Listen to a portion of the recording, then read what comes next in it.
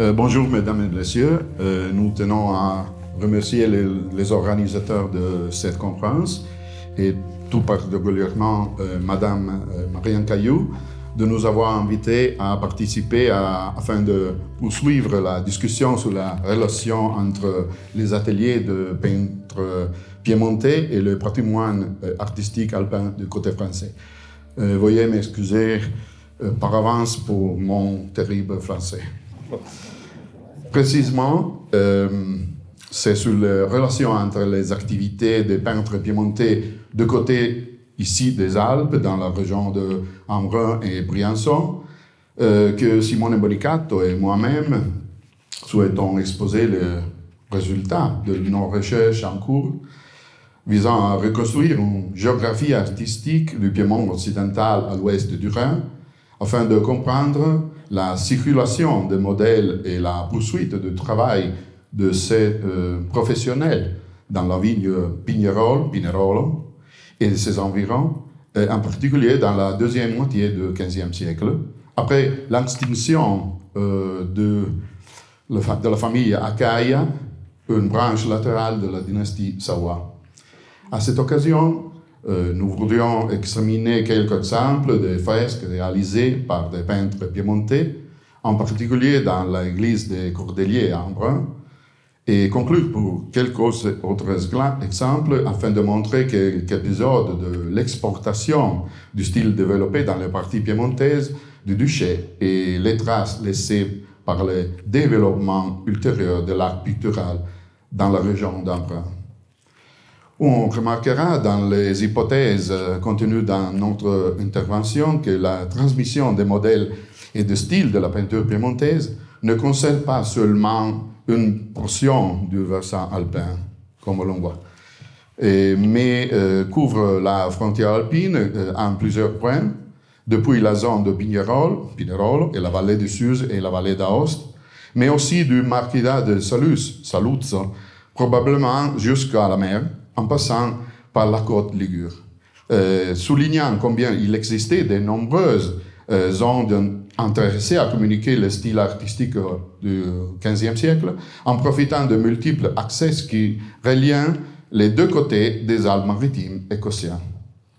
Dans l'église de l'ancien convent de Cordeliers à Embrun, fondé au XIIIe siècle, reconstruit au début du XVe après un incendie en 1368 et consacré dans l'année 1447, des peintures du XVe et du VIe siècle ornant les 4 chapelles latérales qui a échappé à un incendie au début du XIXe siècle. Cette reconstruction architecturale et la nouvelle décoration fait partie de la phase de renouveau pastoral engagée dans la diocèse d'Embrun, qui a suivi la phase de décadence constatée à la fin du siècle dernier. Le nouvel édifice fut le principal chantier de la ville métropolitaine dans la première moitié du XVe siècle. Parallèlement à l'action épiscopale énergique des évêques de Grenoble, le frère mendiant acquérant une présence significative dans la vie du diocèse et une visibilité croissante et sur la scène publique, suscitant l'entrée des familles de la ville pour la décoration des édifices religieux. De cette rénovation monumentale, progressive et continue, sont témoignages les fresques conservées dans les 4 chapelles de l'église.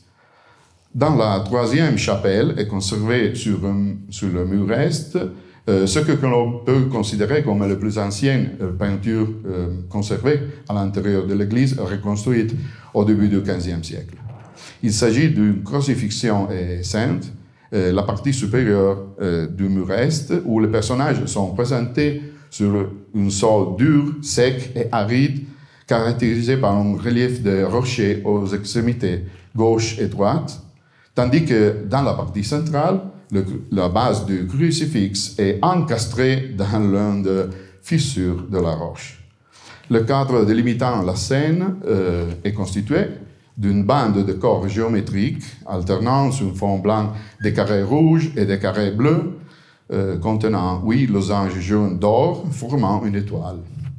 Il s'agit d'un modèle décoratif des modèles décoratifs, très répandu dans la peinture italienne du XIVe siècle, qui a débuté en Toscane, s'est étendu à de nombreuses régions de la péninsule, dérivé de la décoration des planchers des églises, utilisée déjà entre le IIe et IIIe siècle, caractérisée par une décoration polychrome avec utilisation de petits carreaux, de marbre et de granit pour former des décorations géométriques. Une décoration encore répandue dans la peinture au début du XVe siècle, mais clairement archaïsant à cette époque. Reflète très bien de la disposition générale du fresque, adresse notre interprétation du décor vers la peinture de la fin du XIVe siècle et explicitement d'origine italienne. Un exemple très similaire se trouve dans le cadre décorant la scène de Marie et de Sainte dans l'église Saint-François à Pistoia, en bas, dans la chapelle Bracciolini, attribuée à un peintre siennois ou pistoiese autour de 1410-1420.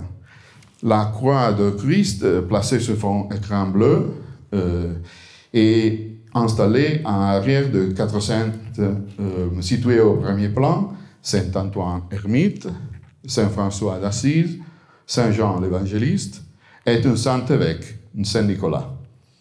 La monumentalité et l'expressivité des visages, avec des forts traits et nuances évidentes, cheveux et barbes avec mèches bien marquées, rappelant des exemples de la peinture du XIVe siècle de formation sénoise, qui, dans la seconde moitié du siècle, a également laissé des traces dans ce modèle expressif sur la bande tyrrhénienne de la péninsule italienne, de la Toscane à la Ligurie.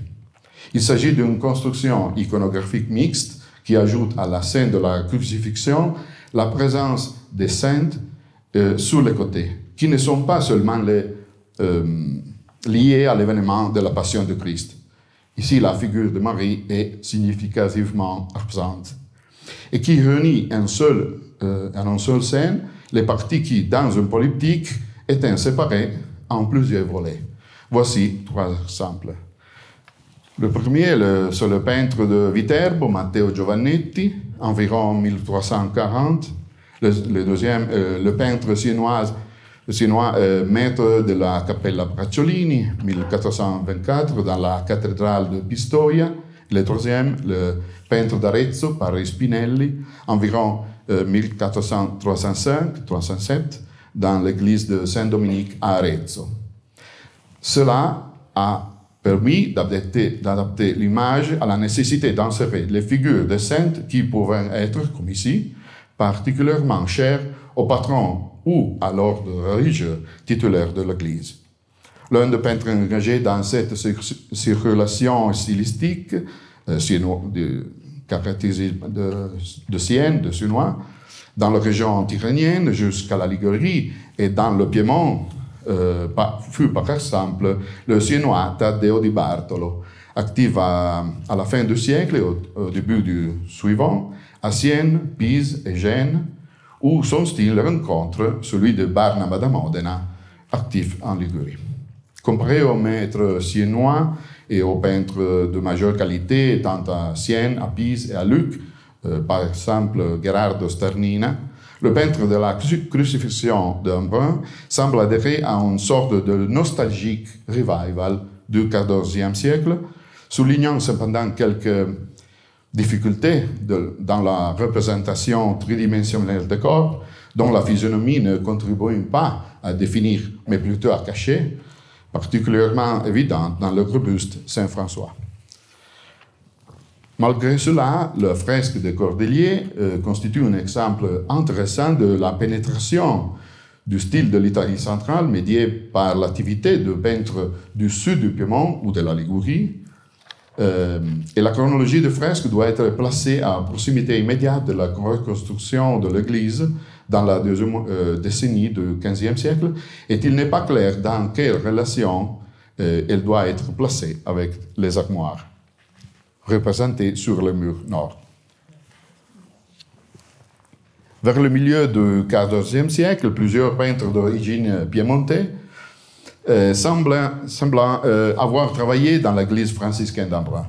Il peut également s'agir de peintres locaux qui ont intégré de manière convaincante le style de peinture de certains ateliers itinérants du Piémont, formés sur l'héritage de Giacomo Iaquello de Turin, et avant développer leurs propres caractéristiques reconnaissables, le reproposant dans plusieurs endroits, même éloignés les uns des autres, des deux côtés des Alpes, dans le Piémont, entre le Piémont occidental et les Hautes-Alpes.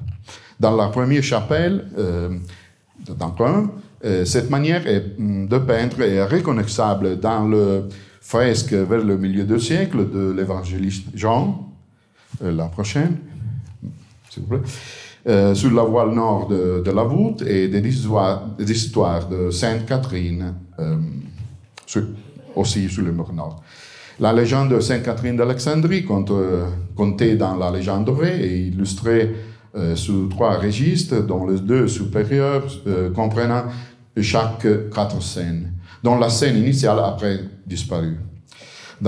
Sans doute, il s'agissait-il du mariage mystique de la Sainte Vierge d'Alexandrie, et dans la seconde scène, Sainte Catherine est conduite par des soldats au palais de l'empereur Maximien, oui. Et dans la suivante est conduite un livre à la main devant l'empereur, reconnaissable à sa triple couronne, et qui s'entretient avec des savants de la cour. Dans le 4e, elle est en face à l'empereur, au milieu d'une foule d'hommes et de femmes dont les mains révélant les discours passionnés.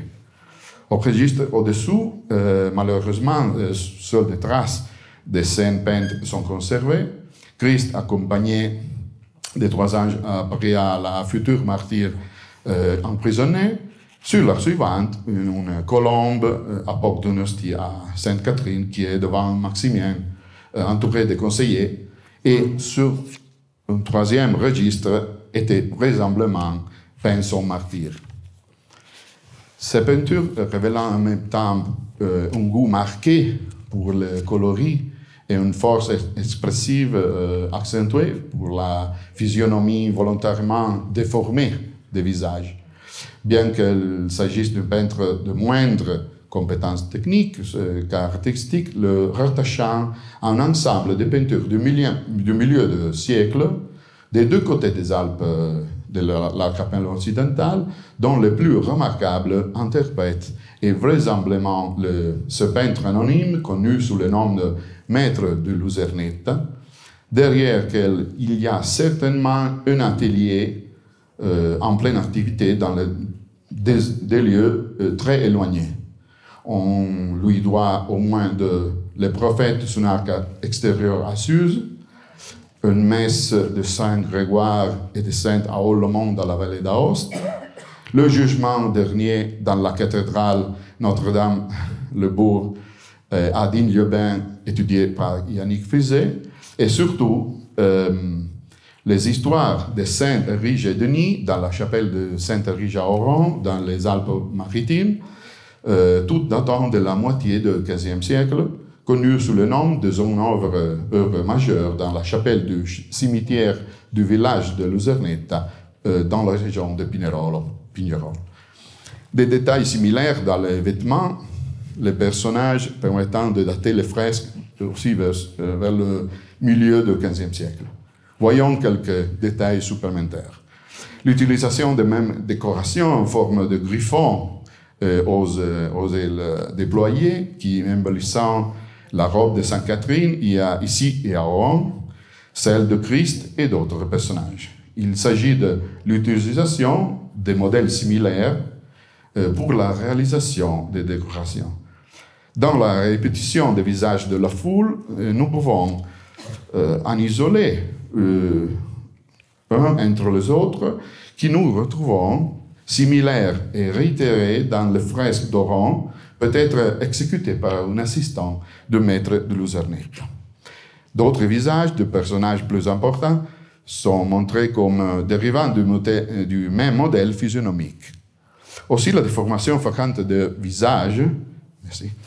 Dans le rendu de 3/4, les gestes accentués et la forte insistance sur les couleurs vives le distinguent au sein de la production picturale du Piémont occidental et des régions environnantes, par son originalité et sa forte expressivité.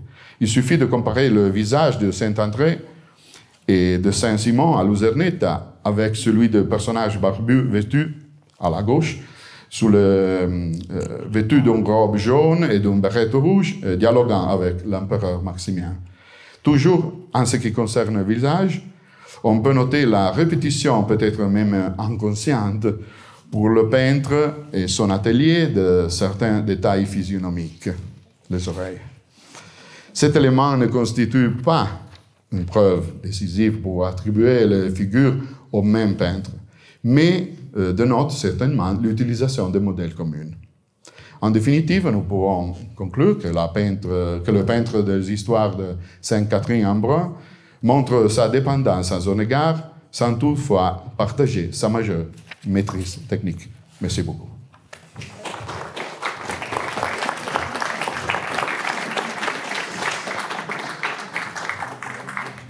Voilà. Alors, je continue. Nous sommes donc vers les milieux du XVe siècle.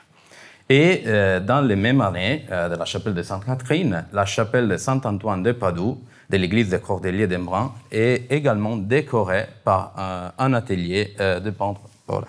Merci. Merci. Donc, d'un atelier de peintre piémontaise. De la décoration la plus ancienne, il ne reste que ces murs orientés vers l'est, tandis que la voûte et les deux autres côtés de la chapelle présentent des décorations plus tardives sur lesquelles nous reviendrons. Malgré l'état de conservation, on peut encore apprécier la diversité des couleurs et des attitudes qui devaient caractériser ces fresques représentant les histoires de Saint-Antoine de Padoue, les miracles de Saint-Antoine de Padoue. Je ne vais pas m'attarder sur l'iconographie de ce cycle qui fera l'objet de l'intervention spécifique de Yannick Prizet, mais je pense qu'il est intéressant de s'arrêter sur l'organisation et la mise en page de ces fresques. La chute de l'enduit a révélé la synopia tracée par les peintres sur l'arriccio, c'est-à-dire la couche d'enduit la plus grossière appliquée avant l'enduit peint. Et grâce à ces dessins, l'artiste a marqué sur les murs la taille des différents panneaux et les volumes principaux des personnages et des bâtiments à peindre. Et c'est intéressant que grâce à cette synopia, nous savons aujourd'hui qu'à l'origine, une représentation monumentale du saint titulaire de la chapelle, Antoine de Padoue, se trouvait au centre du mur peint. Autour de ces panneaux centraux étaient ensuite disposés les différents épisodes de la vie de saint. À vrai dire, cette disposition n'est pas du tout commune à la zone située entre la France et l'Italie occidentale au milieu du XVe siècle. Après, il sera, mais au milieu du XVe siècle, c'est un peu commun. Mais trouve au contraire un parallélisme très intéressant et direct avec l'art, les retables produits dans la péninsule ibérique, et en particulier dans la région de Catalogne.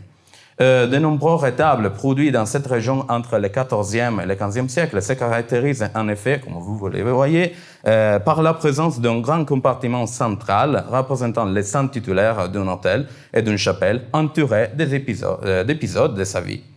Et en effet, les fresques d'Embrun pourraient également reproduire sur les murs une polyptyque grandiose.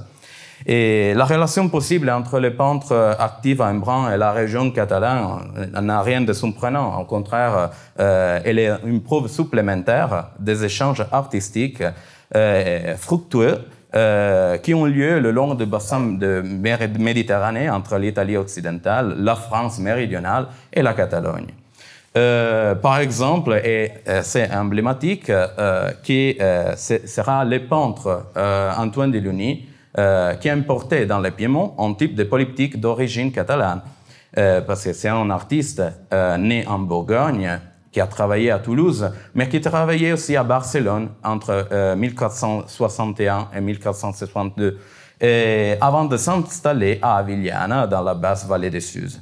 Et c'est probablement pour un hôtel franciscain qu'il réalise ces rétables de gauche, malheureusement très ruinés, représentant Saint François un grand au centre, probablement entouré des saints de sa vie. Et plus tard, l'atelier du même peintre produira cette autre peinture, cet autre tableau représentant Saint Augustin et des saints de sa vie, aujourd'hui conservé dans la cathédrale des Suzes. Mais pour revenir à la question du peintre de fresques d'Embrun, contrairement au cycle de fresques analysé par Marco Frattini, qui peut être rattaché à l'atelier de maître de Luzernetta, il n'est actuellement pas possible, au moins on n'est pas arrivé à proposer une attribution précise pour ces fresques. Et il est certain que les peintres ne s'éloignent pas de la sphère culturelle du maître de Luzernetta. On peut par exemple observer cette comparaison entre les Saint-Antoine peints à Embrun sur la droite, au milieu avec les bénédictines peintes avec les histoires de Saint Marus à Saint Juste des Suzes. Et les personnages au chapeau derrière à Saint-Antoine n'est pas non plus très éloigné de Saint-Pierre, peint par les maîtres de Luzernetta à Luzernetta même. L'auteur de fresques donc partage les mêmes coordonnées culturelles que le maître de Luzernetta, avec lequel il aura peut-être l'occasion de collaborer à Embrun. Et cet artiste montre lui aussi qu'il s'est formé sur des exemples picturaux liés à la sphère piémontaise, liés à la sphère de Giacomo Jacquerio, comme on peut le voir en comparant cette scène d'Embrun avec un épisode des miracles de Saint Blaise, peinte par l'atelier de Giacomo Jacquerio, dans l'abbaye de Saint-Antoine de Ranverso, dans la vallée des Suzes. Mais si l'on observe ensuite certains détails de dames si raffinés avec leurs jus rouges, on se doute que notre peintre a peut-être aussi été impressionné par l'œuvre d'un autre grand peintre actif dans le Piémont de la première moitié du XVe siècle, c'est-à-dire Duc Saimo. Peintre originaire de Pavie, donc un centre important de la culturelle et artistique de la Lombardie, Duc Saimo est actif à Pinerolo et à Ivrea entre 1417 et 1444. Il est l'auteur de ces délicates dames de droite assistant au sermon de Saint Vincent Ferrer, peinte en 1429 à Macello, près de Pinerolo, et qui pourrait presque constituer un précédent pour les femmes peintres à Embrun. Donc, pour conclure, le cycle de Cordelier semble donc l'œuvre d'un autre peintre piémontais, probablement active ici vers le milieu du XVe siècle. Mais les peintres piémontais actifs dans ces régions n'ont pas seulement participé à la décoration des principaux centres religieux d'Embrun, on l'a vu avant avec l'intervention de Marianne Caillou. Ils ont également été chargés par la communauté locale pour réaliser des peintures dans les églises de la paroisse des villages de l'Embronais. Et à Saint-Sauveur, à quelques kilomètres d'Embrun, on l'avait déjà vu, sur l'arc triomphal de l'église paroissiale des villages, se trouve cette fresque représentant Saint-Antoine abbé. Je m'excuse pour la mauvaise photo. Et en apparence, il s'agit d'une fresque sans intérêt, d'une fresque isolée, mais qui, selon moi, elle peut être attribuée sans trop de doute à un autre peintre piémontais, toujours anonyme, c'est-à-dire il maestro di Forno di Legno. En effet, la comparaison entre le visage de Saint-Antoine de Saint-Sauveur et celui de peint par le maître de Forno di Legno dans la chapelle de Santa Maria della Stella à Pianezza, une ville située au nord de Turin, semble tout à fait éloquente. En effet, les physionomies de deux saints sont presque identiques et les deux figures partagent également le même ton de carnation et de nuances douces. Le maître de Forno di Legno prend son nom grâce au cycle de fresques de la chapelle de San Giulio près de Forno di Legno dans la vallée de Lanzo, une vallée à côté de la vallée des Suzes, datée de 1486. Représentant divers saints, dont Saint Georges tuant le dragon. Bien que nous nous trouvons déjà à la fin du XVe siècle, la peinture de ce maître est encore fortement ancrée, on la voit, dans les douces cadences du style gothique international piémontais, dont le principal représentant est le Turinois Giacomo Jacquerio. Et en effet, les modèles de ce peintre sont sans aucun doute à la base de la formation du maestro du Forno di Legno. Jusqu'à présent, on ne connaissait que des fresques de ce peintre réalisées dans la vallée de Lanzo et dans l'environ de Turin, en particulier à Pianezza, où l'artiste réalise ces cycles bien animés représentant les histoires de la Vierge. Et la découverte de la fresque près de Saint-Sauveur élargit donc considérablement le champ d'activité du peintre, du maître, et laisse la porte ouverte à d'autres découvertes possibles d'œuvres de peintres dans l'Embrunais. Nous sommes maintenant à la fin du XVe siècle. Et pour conclure notre propos, nous pouvons retourner à Embrun, à la chapelle Saint-Antoine de Padoue, dans l'église de Cordeliers. Ici, au début du XVIe siècle, un autre peintre piémontais a peint d'autres histoires de Saint-Antoine de Padoue, dont Yannick Frizet commentera plus tard l'iconographie. Comment on peut le constater, les peintres de ces nouvelles fresques appartiennent déjà à une génération plus jeune, alors ouverte aux influences de la Renaissance, comme en témoigne la frise en grisaille de facture classique. Et par rapport aux peintures précédentes, de nombreux éléments ont changé, ont évolué, on peut dire. La physionomie des personnages plus réalistes et surtout les paysages n'ont plus rendu à part un arrière-plan uniforme à une ou deux couleurs, mais peuplé de bâtiments simulant une véritable ville des médiévales de l'époque ou un paysage réaliste avec un château en arrière-plan.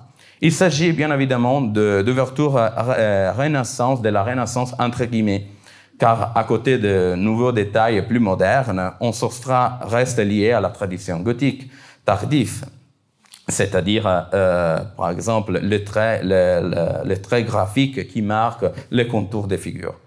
Mais quitter ces peintres, d'où venaient-ils? Ces derniers mois, nous nous sommes souvent interrogés sur ce point. Malheureusement, nous ne pouvons pas encore pu trouver d'autres traces de son activité en Piémont ou ailleurs. Cependant, en examinant la culture picturale des fresques d'Embrun, il n'est pas exclu que l'auteur soit originaire mais c'est une proposition, soit originaire d'une autre ville piémontaise de premier plan, Saluzzo. La ville de Saluzzo, située au sud de Turin, était la capitale d'un marquisat très important qui, entre le XVe et le XVIe siècle, constituait l'un des principaux pôles artistiques de l'Italie occidentale, du Piémont en partie. Il suffit de rappeler que c'est là, à la fin du XVe siècle, que s'installe l'extraordinaire peintre picard Hans Klemmer, également actif en Provence, auteur de cette merveilleuse Vierge de la Miséricorde, peinte pour les marquis de Saluzzo. Déjà, dans cette œuvre, on peut constater que les physionomies des dévots représentant sous le manteau de la Vierge ne sont pas trop éloignées de celles des témoignent des miracles de Saint-Antoine de Padoue à Embrun. Mais une comparaison plus pertinente pour ces figures peut être trouvée dans cette autre œuvre inédite, peut-être encore conservée au musée civico de Saluzzo. Il s'agit d'un collage qui regroupe divers fragments d'une fresque plus vaste représentant l'Assomption de la Vierge. Les physionomies de ces apôtres, avec leurs grands nez, leurs grands yeux, ne sont pas trop éloignées de celles des personnages de fresques d'Embrun. Il ne s'agit pas certainement pas de même peintre, mais c'est un indice important pour orienter les recherches. Mais toutefois, ce sont surtout les bordures décoratives qui permettent de confirmer l'hypothèse, peut-être, d'un peintre originaire de Saluzzo. Cette frise classique avec des éléments végétaux et des oiseaux se retrouve de manière très similaire dans plusieurs fresques de Saluzzo et de son territoire, comme de la chapelle, on la voit ici, de la chapelle Cavassa, dans le cloître de San Giovanni, près de Saluzzo. Ici, un autre, on retrouve la même alternance de couleurs de fond de frise, jaune, bleu et rouge. Et dans la même église de San Giovanni à Saluzzo, on peut également trouver un motif décoratif entrelacé avec une fleur au centre, très similaire à celui peint dans la voûte de la chapelle de Saint-Antoine de Padoue à Embrun. Donc, les recherches sur les peintures d'Embran sont évidemment encore en cours, mais je crois que toutes ces comparaisons rendent déjà plus que possible que notre peintre soit originaire de la ville de Saluces. Mais en conclusion, nous pouvons donc affirmer que l'ensemble des peintures de l'église de Cordeliers d'Embran, en grande partie réalisée par des peintres piémontais, constituait un exemple emblématique et significatif du panorama artistique de la région comprise entre Briançon et Embran. Dans ce territoire, tout au long du XVe siècle, elle sera constante l'activité de nombreux peintres d'origine piémontaise, actifs dans les mêmes années et sollicités par les décorés des églises de première importance, comme l'église de Cordeliers à Embran, mais aussi les paroisses des communautés montagnardes, comme dans les cas des fresques de Saint-Sever. Il reste encore beaucoup à faire pour reconstituer ces relations fructueuses entre le Piémont et la région de Briançonnais et de l'Embronais, des relations artistiques qui se poursuivront dans la première décennie du XVIe siècle, comme en témoignent par exemple les panneaux méconnus de l'atelier de Defendente Ferrari, véritable protagoniste de la Renaissance piémontaise à la cathédrale d'Embran. Je vous remercie.